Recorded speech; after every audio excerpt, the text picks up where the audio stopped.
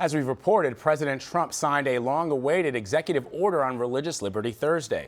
The directive, which was announced at the National Day of Prayer ceremony, will weaken a 1954 law that prevents churches and other nonprofit religious groups from engaging in political campaigns.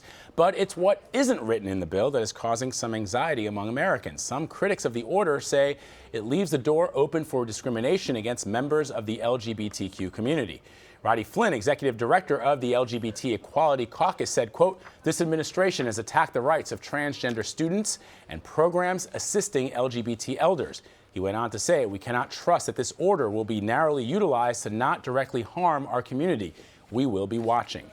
Joining us from Washington is Gregory Angelo. He is the president of Log Cabin Republicans, the nation's original and largest organization representing gay and conservatives, along with their allies. So, Gregory, leading up to the signing of the executive order, there was a lot of speculation it would be explicitly anti-LGBTQ because of a leaked draft in February. But what we see is it isn't the case. So what's your reaction to the president's executive order?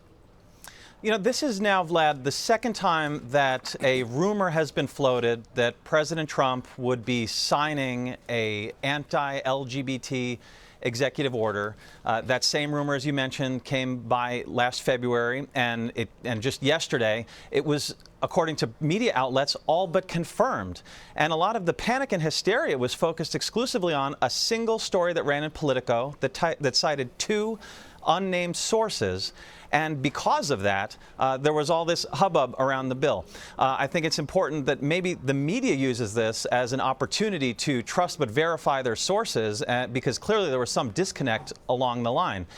In addition to not signing an anti-LGBT executive order, the Trump administration, while briefing reporters late last night, was asked explicitly if there would be any further anti-LGBT potential executive orders coming down the pike, or if this executive order has a direct anti-LGBT impact. And to both of those questions, the administration answered no. I think this is a reason to praise President Trump instead of look at him with a suspicious eye or to outright condemn him, as so many others in the LGBT community and allies are doing tonight.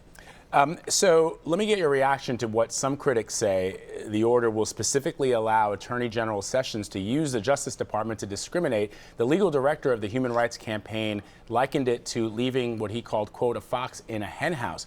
What is it that those critics are seeing in this order that you're not? What those critics are seeing is the fact that they need to save face after they went overboard yesterday, conducting full-blown protests in front of the White House and branding Donald Trump anti-LGBT and saying that he was on the side of religious conservatives and did not have the backs of the LGBT community, that he was going to be defying the promise that he made during the campaign, a historic promise, I might add, that he would be a, quote, real friend to the LGBTQ community. What I would say is this. What I see in Donald Trump is someone who is, at times in a clumsy fashion, but nonetheless in an admirable fashion, trying to strike a balance between two polar opposites in politics today. Those fighting for LGBT equality and those fighting to maintain religious liberty. I think that we have to fight to strive for that balance, because if we don't, we're going to be stuck in eternal culture wars in the United States, and I don't think most of Americans, let alone me, have an appetite for that. In the past, President Trump has said that he is very respectful and supportive of LGBTQ rights, but he has taken some measures that seemingly undermine their rights, such as undoing guidance protecting transgender students. What would you say to those folks who say that the president is doing so far, what the president is doing so far with regard to the LGBT community? And how would you, in the words that you're using, bring more members of the community in support of President Trump? You know, Vlad, I'm really glad you asked that, especially on the transgender student guidance issue.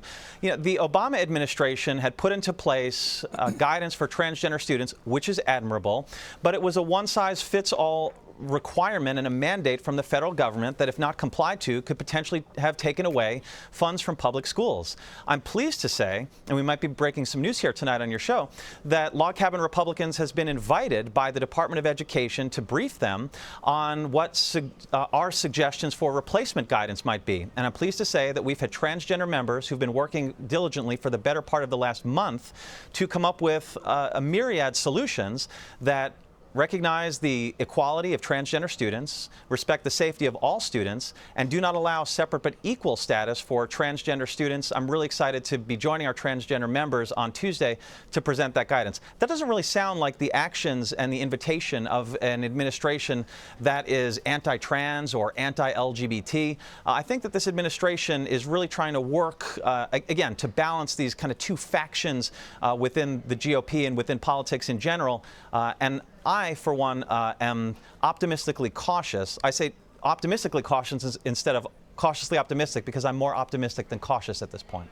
Finally, President Trump's pick to be Secretary of the Army, Mark Green, reportedly called being transgender a, quote, disease. And in 2013, he blasted then President Obama, saying he, quote, supports transvestites in uniform.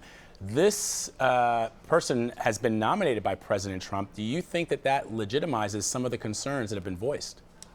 I think that Mr. Green has a lot to answer to, and the best way to find out where he stands on these issues is to give him the opportunity to acquit himself on them and to come before a hearing of the United States Senate and Congress and answer to these accusations directly and to promise unequivocally that if he were to become the Secretary of the Army, he would maintain all of the advances in LGBT freedom in the military that we have achieved. You should know this is an issue that's very close and important to log cabin Republicans, having fought for so many years and invested so much time, money, and resources in fighting to repeal the discriminatory Clinton-era policy of don't ask, don't tell, maintaining not only open service for gay and lesbian service members, but transgender service members is something that we are very much fighting for and that we want to maintain. And we will be looking very closely at Mr. Green's answers should he receive the benefit of a hearing. Gregory Angelo, president of the Log Cabin Republicans, thank you so much for stopping by. We really appreciate it. Thank you, Vlad.